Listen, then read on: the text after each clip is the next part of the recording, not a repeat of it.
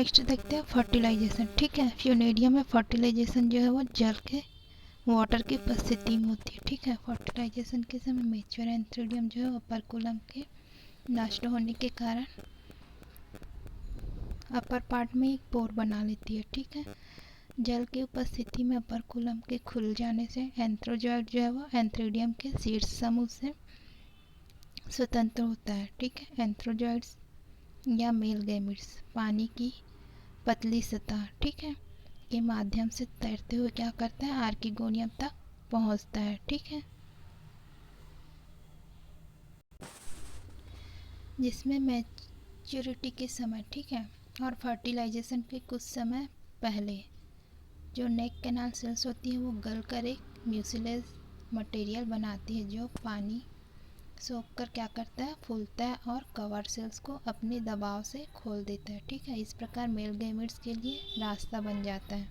इसके अतिरिक्त mucilaginous material जो खुले सिरे पर एकत्र होता है और कीमोटैक्टिक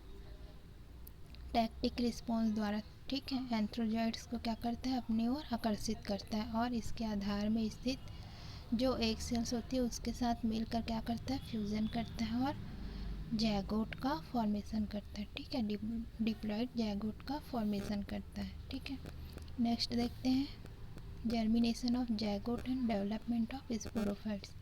जैगोट स्पोरोफाइटिक जनरेशन की जो फर्स्ट सेल्स होती है। ठीक है, फर्टिलाइजेशन के बाद जैगोट के चारों ओर एक सेल वॉल बन जाती है और जैगोट का आकार जो है वो बढ़ने लगता है। ठीक है, जैगोट आर्किगोनिया के वेंटर के अंदर ही रहता है और वहीं पर वो एक ट्रांसवर्स डिवीजन करता है और एक अपर सेल्स और एपीबेसल सेल्स तथा लोअर सेल्स हाइपोबेसल सेल्स का फॉर्मेशन करती है। ठीक है, एपीबेसल सेल्स के डिवीजन से कैप्सूल सीटा का फॉर्मेशन होता है जबकि हाइपोबेसल सेल्स से स्पोरोफाइट के फूट और सीटा के लोअर पार्ट का फॉर्मेशन होता है। ठीक है, फिर नेक्स्ट देखते हैं structure of mature sporophyte. Funaria का मैच्योर स्पोरोफाइट या स्पोरोगोनियम 3 पार्ट फूट सीटा और कैप्सूल्स में डिफ्रेंशिएट होता है। ठीक है, मैच्योर स्पोरोफाइट के चारों ओर आर्किगोनियम की वॉल से एक आवरण बनता है जिसे हम क्या कहते हैं, कैलिप्ट्रा कहते हैं। स्पोरोफाइट गैमिटोफाइट के ऊपर क्या होता है, डिपेंड होता है। ठीक है, सबसे पहले देखते हैं फूट। यह स्पोरोगोनियम का शंक्वाकार बेसल पार्ट होता है जो कि फीमेल ब्रांच के गैमिटोफाइटिक टिश्यू में क्या होता है, धंसा हुआ होता है। ठीक है, फूट जो है वो एंकर की भांति स्पोरोफाइट को गैमिटोफाइट के टिश्यू में स्थिर रखने तथा उससे वाटर एवं फूड मटेरियल को ऑब्जर्व करने का काम करती है। ठीक है, फूट जो है वो थिन वॉल वाले पेरेन्काइमेटा सेल्स की बनी हुई होती है। नेक्स्ट देखते हैं सीटा। सीटा जो है वो लंबा होता है, ट्विस्टेड होता है और ब्राउन रेड कलर का होता है। ठीक है, जो कि फूड से कैप्सूल तक एक थिन ट्यूब्यूलर स्ट्रक्चर बनाता है जो फूड से एब्जॉर्ब वाटर एवं फूड मटेरियल को कैप्सूल तक पहुंचाता है। ठीक, इनर स्ट्रक्चर को देखने पर फूड में एक छोटा सा सेंट्रल स्टैंड उसको घेरे हुए थिन वॉल वाली सेल्स एवं सिंगल लेयर्ड एपिडर्मिस से घिरा दिखाई देता है। ठीक है, जिसके ऊपर क्यूटिकल पाया जाता है। ठीक है,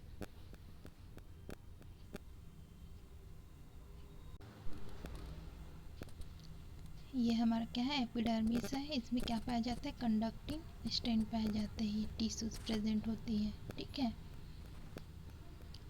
ये क्या है, सीटा का टीएस है। जब उसको हम टीएस कटिंग करके देखते हैं तो उसमें क्या पाया जाता है, एपिडर्मिस, कंडक्टिंग स्टैंड और कॉर्टेक्स हमको दिखाई देता है। ठीक है, थर्ड देखते हैं कैप्सूल। कैप्सूल सीटा के ऊपरी भाग पर उपस्थित पियर शेप्ड स्ट्रक्चर होती है जो कि प्रारंभ में इरेक्ट और ग्रीन होता है। जैसे जैसे मेच्योर होता है या जो है वो येलो पर्पल कलर का हो जाता है। ठीक है, कैप्सूल को 3 भागों में डिफ्रेंशिएट किया गया, विभेदित किया गया। फर्स्ट है हमारा एपोफाइसिस, सेकंड है थीका और थर्ड है अपर्कुलम। ठीक है, सबसे पहले देखते हैं एपोफाइसिस।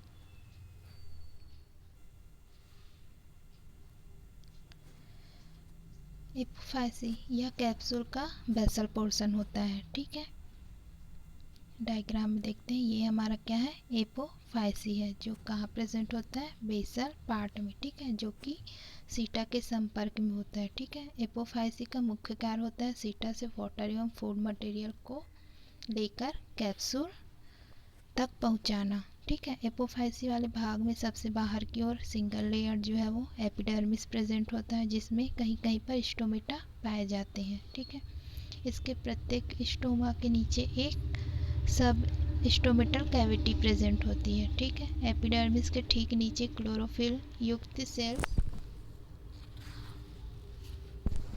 का चौड़ा क्षेत्र उपस्थित होता है। ठीक है, जो कि सेंट्रल भाग में प्रेजेंट लंबी सेल्स को घेरे रहता है। यह सेंट्रल भाग क्लोरोफिल रहित सेल्स का बना होता है। ठीक है, जिसे हम क्या कहते हैं, कंडक्टिंग स्टेन का काम करती है। ठीक है, जब एपोफाइसी का टीएस देखते हैं हम लोग तो हमको ऐसे दिखाई देता है, यहाँ पे बीच बीच में स्टोमेटा पाया जाता है। ठीक है, क्लोरोफिलस टिश्यू प्रेजेंट होते हैं। ठीक है, एपिडर्मिस पाया जाता है, आउटर लेयर में कंडक्टिंग स्ट्रेन पाया जाता है। ठीक है, नेक्स्ट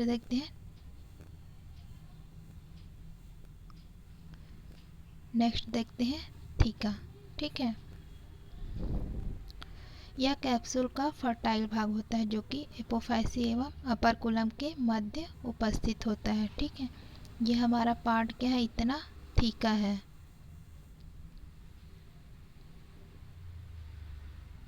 थीका की वॉल जो है वो कई थिक वॉल वाली सेल्स की बनी होती है। ठीक है, इसका सबसे आउटर सेल जो है वो एपिडर्मिस होता है, जो कि कलरलेस सेल्स का बना होता है। ठीक है, इसमें स्टोमेटा नहीं पाए जाते हैं। एपिडर्मिस के नीचे 2 लेयर सेल्स की बनी क्लोरोफिल रहित हाइपोडर्मिस प्रेजेंट होता है। ठीक है, हाइपोडर्मिस के नीचे क्लोरोनकाइमेटा सेल्स की बनी स्पॉन्जी लेयर उपस्थित होती है। ये सेल जो है वो फोटोसिंथेसिस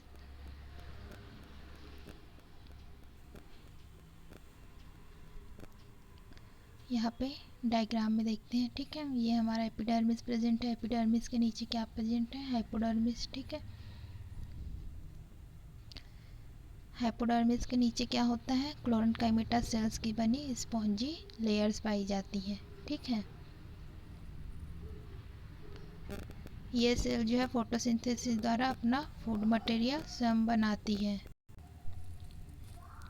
क्लोरोफिल स्पॉन्जी लेयर के ठीक नीचे चौड़ा सिलेंड्रिकल एयर सेक प्रेजेंट होता है। ठीक है, ये हमारा क्या है, एयर सेक है। ठीक है, जिसमें ट्रेबुकुली पाए जाते हैं। ठीक है, ये वाला जो स्ट्रक्चर दिखाई दे रहा है वो हमारा क्या है, ट्रेबिकुला है।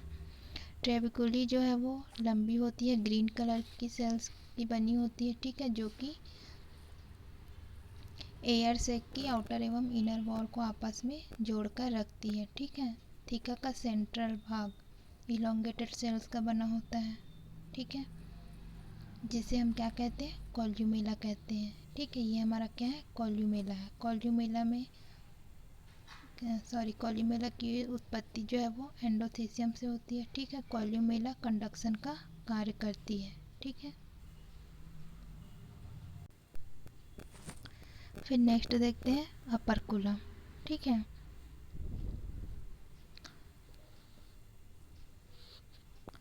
अपर्कुलम में कैप्सूल के एपिकल पार्ट में उपस्थित एक प्रकार का टोपीनुमा ढक्कन होता है। ठीक है, ये हमारा क्या है, अपर भाग इसका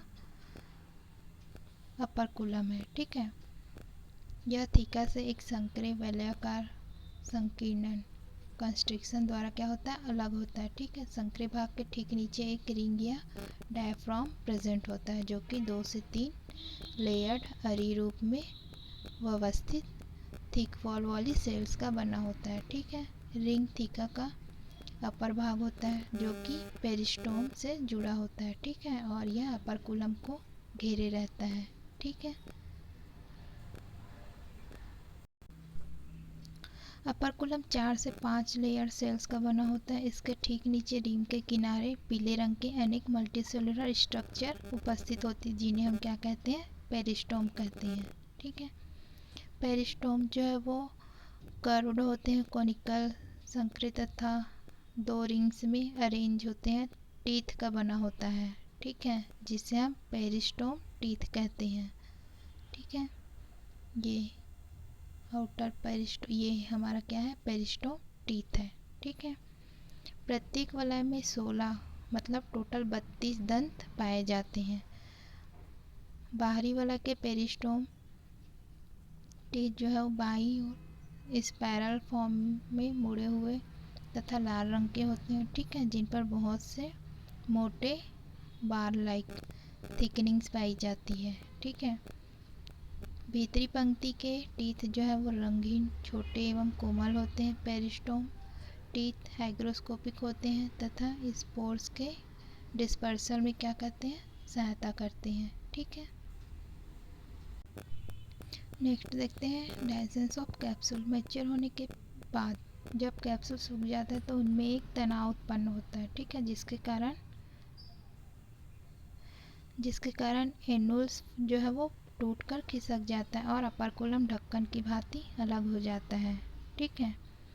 अपर्कुलम के अलग हो जाने के कारण पेरिस्टोम टीथ की दोनों पंक्तियां दिखाई देने लगती हैं हमको स्पष्ट रूप से, ठीक है। ये टीथ जो है वो हाइग्रोस्कोपिक होते हैं।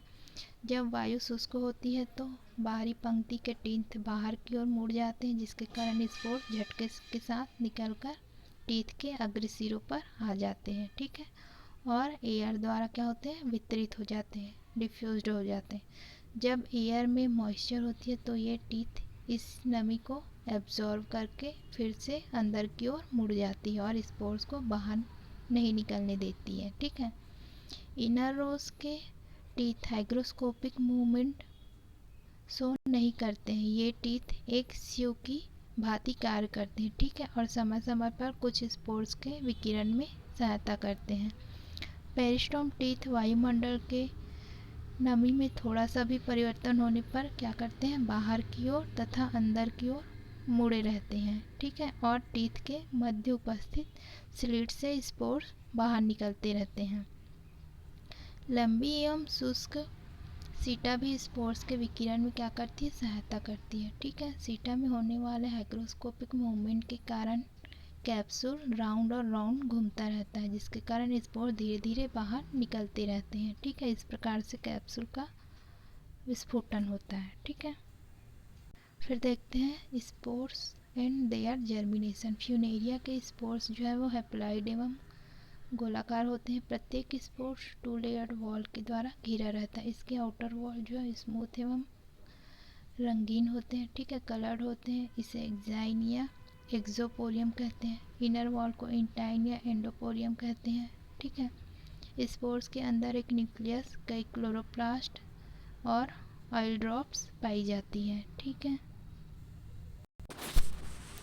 विकिरण के पश्चात स्पोर्स किसी सबस्ट्रेटम पर पहुंच जाते हैं और पर्याप्त नमी एवं अनुकूल वातावरण मिलने पर जर्मिनेशन स्टार्ट करते हैं। जर्मिनेशन के समय स्पोर जो है वाटर का एब्जॉर्प्शन करके फूल जाती है, ठीक है।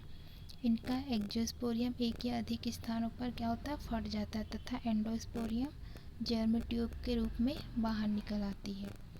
यह जर्म ट्यूब आकार में वृद्धि करती है जिसमें सेप्टा बनते हैं और इससे एक फिलामेंटस स्ट्रक्चर का फॉर्मेशन होता है जिसे हम क्या कहते हैं, प्रोटोनीमा कहते हैं, ठीक है।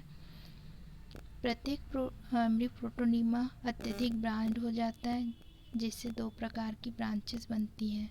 एक तो ब्रांचेस ऑफ अनलिमिटेड ग्रोथ जो कि रेंगने वाली होती है, ठीक है। सेकेंड ब्रांचेस जो है वो ब्रांचेस ऑफ लिमिटेड ग्रोथ जो कि एक्साइल ब्रांचेस कहलाती है, ठीक है।